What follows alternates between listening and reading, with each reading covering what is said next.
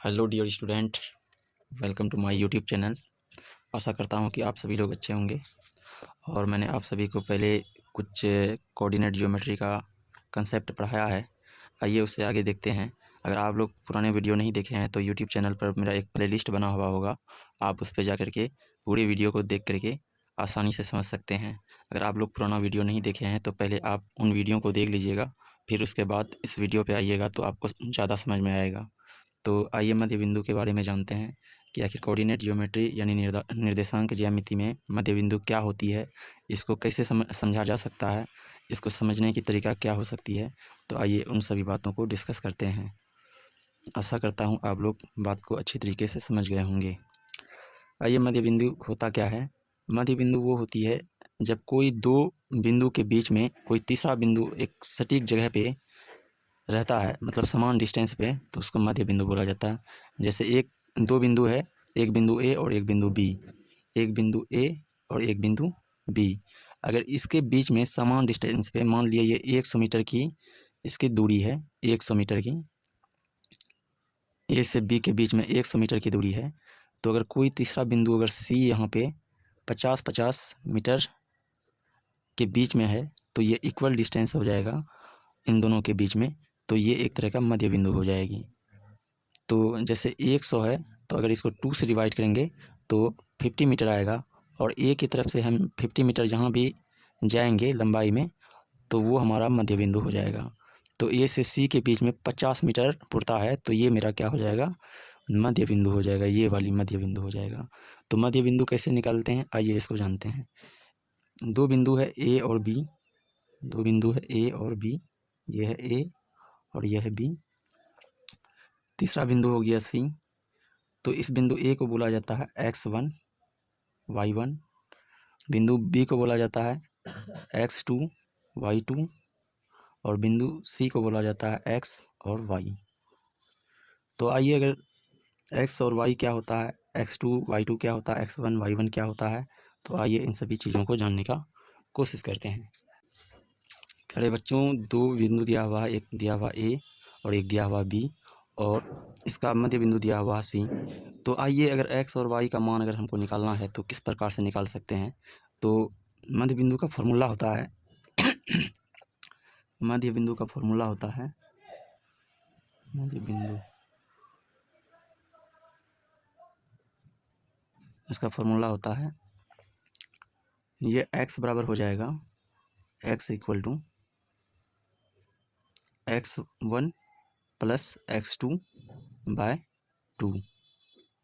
ये एक x निकालने के लिए हो जाएगा। और अगर y हम निकालेंगे तो y निकालने के लिए हो जाएगा, y इक्वल टू हो जाएगा y1 plus y2, y1 plus y2 bye 2। ये y निकालने का फॉर्मूला हो जाएगा। जब हम x के बारे में बात करेंगे तो मध्य बिंदु में y को भूल दिया जाएगा, और अगर हम y के बारे में बात करेंगे तो x की कोई ज़रूरत नहीं होगी, क्योंकि अगर x के बारे में बात करेंगे तो x बराबर करेंगे तो x1 प्लस x2 बाय 2। अगर y के बारे में बात करेंगे, y इक्वल टू बात करेंगे तो y1 प्लस y2 बाय 2 के बारे में बात करेंगे। आशा करता हूँ आप सभी को समझ में आ गया होगा। आइए अब मध्य बिंदु से रिलेटेड बहुत सारे क्वेश्चन को देख लेते हैं जो कि इस पे बेस्ड है। दो बिंदु है, एक बिंदु ए जो कि 3, 5 है, और दूसरा बिंदु है बी जो कि है 2 और 9 है। तो इसका मध्य बिंदु क्या हो जाएगा, मध्य बिंदु मान लीजिए इसका x है, ठीक है,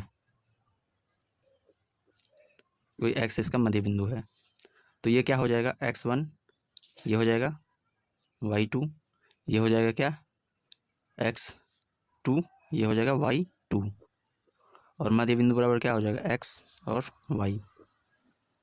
इसको मान लीजिए c ही मान लीजिए, मध्य बिंदु को c मान लीजिए, ठीक है।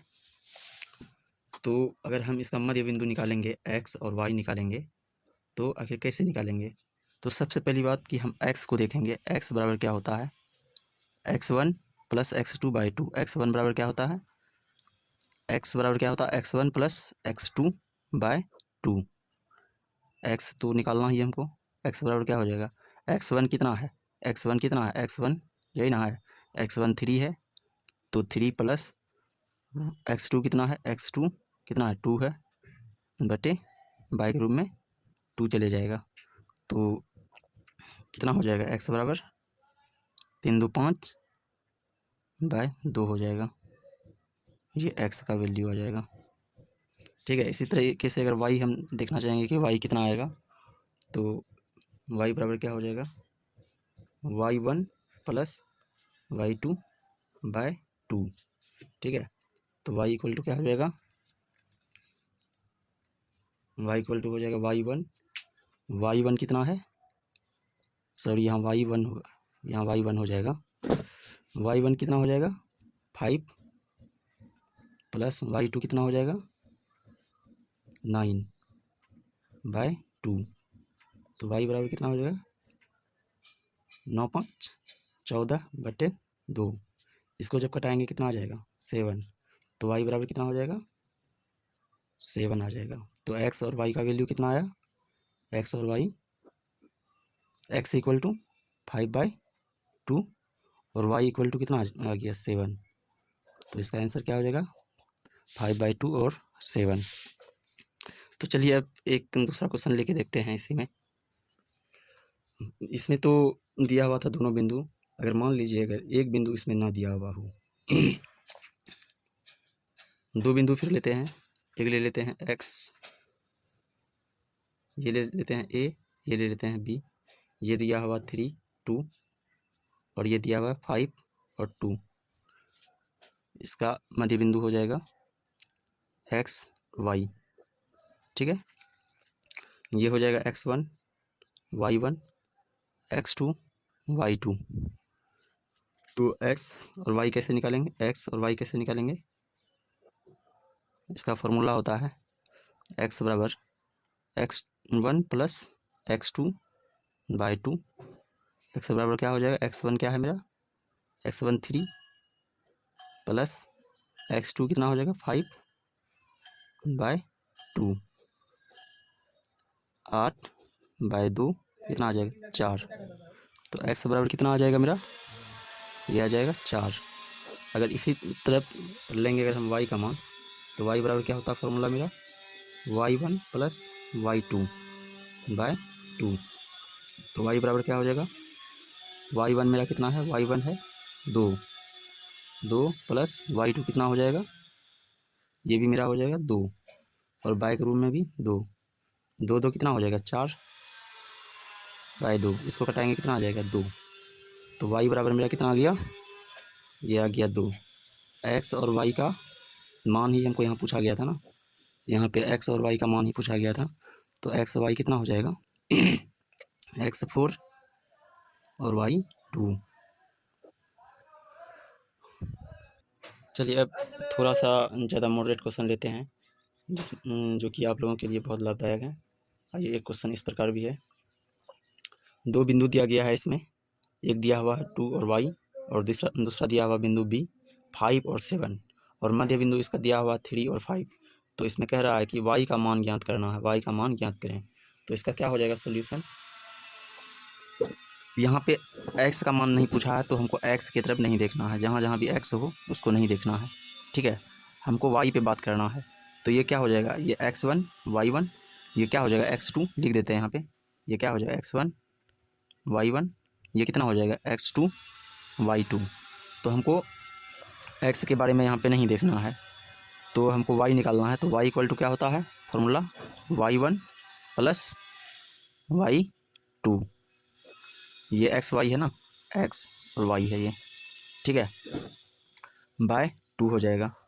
तो y बराबर क्या हो जाएगा, y का वैल्यू दिया हुआ है ना यहाँ पे, y इक्वल टू, यहाँ पे लिख देते हैं y इक्वल टू 5,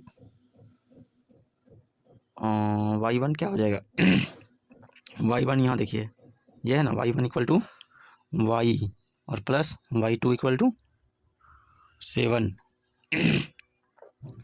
बटे 2। तो इसको हम जब करेंगे तो क्या हो जाएगा, 5 दूना 10, 5 दूना 10 इक्वल टू y प्लस 7। तो अगर ये प्लस में है इधर, तो अगर इधर करेंगे तो क्या आ जाएगा माइनस में, तो 20 माइनस क्या हो जाएगा 7 इक्वल टू वाई। 20 में 7 घटाएंगे तो कितना बचेगा 13। वाई इक्वल टू हो जाएगा कितना 13 हो जाएगा इसका आंसर, वाई इक्वल टू 13। ठीक है, आइए एक क्वेश्चन और लेते हैं। दो बिंदु दिया हुआ है, एक बिंदु ए दिया हुआ है कितना x, ये एक बिंदु है, ये ए और ये बी दिया हुआ है। ये बिंदु दिया हुआ x और 5, दूसरा बिंदु दिया हुआ है 3 और 7। ठीक, मध्य बिंदु दिया हुआ है 5 और 2। इसको क्या बोलेंगे x1 y1। ठीक है, इसको बोलेंगे x2 y2 और इसको बोलते हैं x और y। तो इसमें हमको ज्ञात करना है x का मान। यहाँ पे क्वेश्चन कह रहा है कि x का मान ज्ञात करें। तो आप लोग भी बनाने का कोशिश कीजिए, देखते हैं आप लोगों का कितना आंसर निकलता है। तो आइए देखते हैं इस क्वेश्चन को। यहाँ पे हमको x का मान निकालने के लिए बोला है, ये x का मान निकालने के लिए बोला है, तो हमको y को भूल जाना चाहिए। जहाँ जहाँ भी y है इसको भूल जाएंगे हम, ये y को भूल जाएंगे, इसको भूल जाएंगे, इसको भूल जाएंगे, हमको x पे फोकस करना है। ठीक है, तो x बराबर क्या फॉर्मूला होता है, x equal to x1 plus x2/2। ठीक है, ये x मेरा कितना दिया हुआ है, ये x बराबर कितना हो जाएगा 5 इक्वल टू x1।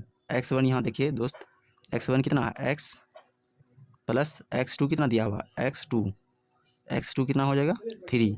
अब बाय के रूम में कितना है 2। तो जब इसको क्रॉस मल्टीप्लिकेशन करेंगे, यहाँ कुछ नहीं है तो 1, इसको इधर से गुना करना है, आप लोग जानते ही होंगे।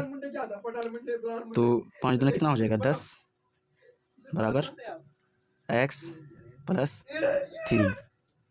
अगर ये इधर प्लस में है तो अगर इसको इधर लेके आएंगे बाएं ओर तो क्या हो जाएगा माइनस में, तो 10 माइनस 3 इक्वल टू x। ठीक है, तो 10 में 3 चले जाएगा, कितना बचेगा 7। तो x बराबर कितना हो जाएगा 7। यहाँ जो x का मान पूछ रहा है यहाँ पे हो जाएगा आपका जाकर के, यहाँ पर देखिए x जो पूछ रहा है कि कितना होगा, तो ये x का मान 7 हो जाएगा। दोस्तों थोड़ा मेरा आवाज़ बैठ गया है मेरा, क्योंकि थोड़ा तबीयत ख़राब चल रहा था और अभी भी तबीयत ही ख़राब है, इसीलिए वीडियो नहीं आ पा रहा था आप लोग के लिए। तो कोशिश करूँगा कि आप लोगों के लिए हम वीडियो डालते रहें और आप लोगों का कोऑर्डिनेट ज्योमेट्री को जल्द ही समाप्त कर दिया जाएगा, क्योंकि अभी कंसेप्ट चल रहा है और आएंगे हम बुक पे भी, जितना भी बुक में सवालात होंगे उन सभी को हम सॉल्यूशन देना चाहेंगे उसका। आइए दोस्त अब चलते हैं दूसरा क्वेश्चन पे।